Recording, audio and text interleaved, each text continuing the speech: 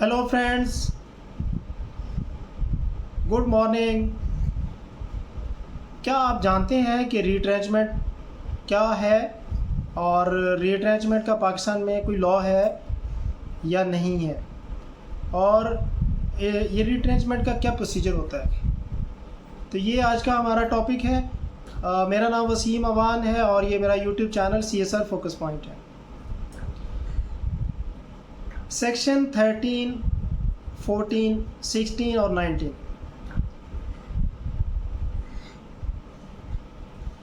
The Industrial and Commercial Employment Standing Order 1968,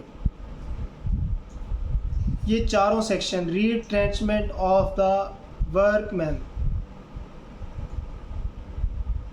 के बारे में जो लीगल रिक्वायरमेंट है वो बताता है।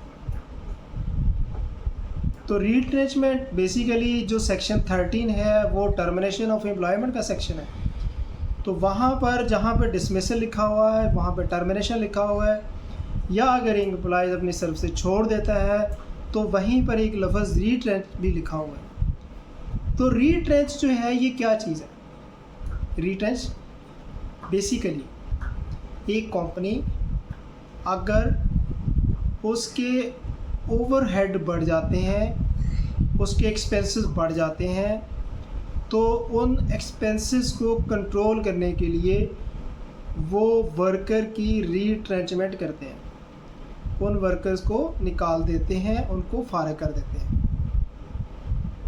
तो हम इसकी एग्जांपल इस तरह से देखते हैं कि एक कंपनी में 50 लोग एक सेक्शन डाई में काम कर रहे थे।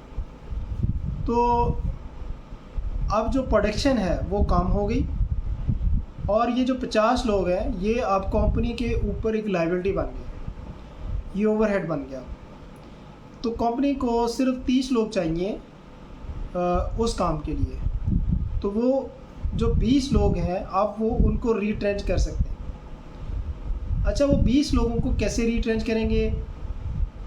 इसमें सबसे पहले एक कैटेगरी में जो सबसे नए लोग होंगे उनको रीट्रेंच किया जा सकता है। मसलन जैसे हमने देखा कि एक फैक्ट्री में 50 लोग डाइंग में थे, ये एक कैटेगरी है डाइंग की। तो इस कैटेगरी के अंदर 50 लोग काम कर रहे थे और कंपनी को 30 लोग चाहिए अब काम के लिए, और जो बाकी 20 हैं वो सरप्लस हैं।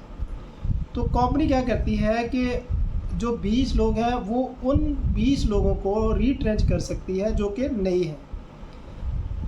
सपोज कर लें कि उन 50 लोगों में कुछ लोग ऐसे थे जो पिछले 10 साल से काम कर रहे थे, कुछ जो थे वो 8 साल से, कुछ 5 साल से। अच्छा, और कुछ लोग ऐसे थे जिनकी जो हायरिंग थी वो 2 साल पहले हुई थी, और कुछ लोग ऐसे थे जिनकी हायरिंग 1 साल पहले हुई थी। तो अब ये जो ऊपर वाले जो लोग हैं जिनकी हायरिंग एक साल पहले हुई थी, और एक जो है जिनकी हायरिंग 2 साल पहले हुई थी, तो कंपनी जो है सबसे पहले जो न्यू होंगे जो कि 1 साल वाले हैं तो उनको रीट्रेंच कर सकती है। अगर उसको मज़ीद रीट्रेंचमेंट की ज़रूरत है तो फिर जो अगले हैं जो कि जिनको 2 साल हुए हैं जिनकी हायरिंग को या उनकी एम्प्लॉयमेंट को, तो फिर उनको रीट्रेंच करेंगे।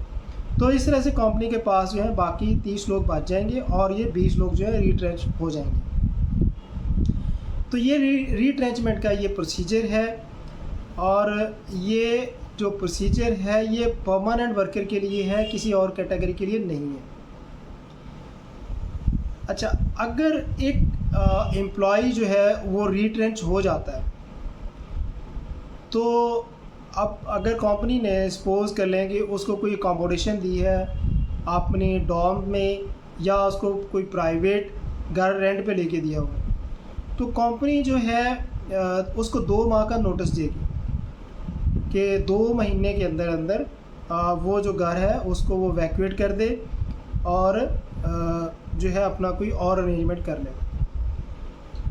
अच्छा, ये एक प्रोसीजर। इन केस अगर वर्कर जो है वो उसको कंपनी फौरी तौर पे कहती है कि अपना घर जो है वो जो रेंट पे लेके दिया वो खाली कर दे, तो इस सूरत में जो वर्कर है वो लेबर कोड में जा सकता है और अपना इस ग्रीवेंस को या अपनी इस कंप्लेंट को फाइल कर सकता है। तो ये सर इसमें जो रीट्रेंचमेंट के में अगर अकोमोडेशन का इशू आता है, इसी तरह से जो रीट्रेंचमेंट वर्कर्स होते हैं, जो रीट्रेंच होती है, ये लोगों को कंपनी जो है रीहायर भी कर सकती है। तो ये ऐसे समझ लें कि ये उन्होंने एक लोगों को निकाला था, रीट्रेंच किया था, ये उनके पास एक रिज़र्व एम्प्लॉई जो हैं वो बैकअप में रहेंगे, और जब उनको दोबारा ज़रूरत होगी तो सबसे पहले जो प्रायोरिटी होगी वो रीट्रेंच वर्कर्स की होगी। जिस कैटेगरी से उनको निकाला था बिल्कुल उसी कैटेगरी पे उनको वापस लेके कंपनी आएगी। अच्छा, रीट्रेंचमेंट में ये भी है कि एक रीट्रेंच वर्कर जो है, जैसे एक टर्मिनेशन होती है एम्प्लॉइज़ की, एक एम्प्लॉइज़ को कंपनी डिसमिस कर देती है, उसको टर्मिनेट कर देती है, या कोई बंदा अगर अपनी सर्विसेज से रिज़ाइन कर देता है, तो उस सूरत में कंपनी उसको एक सर्विस लेटर इशू करती है।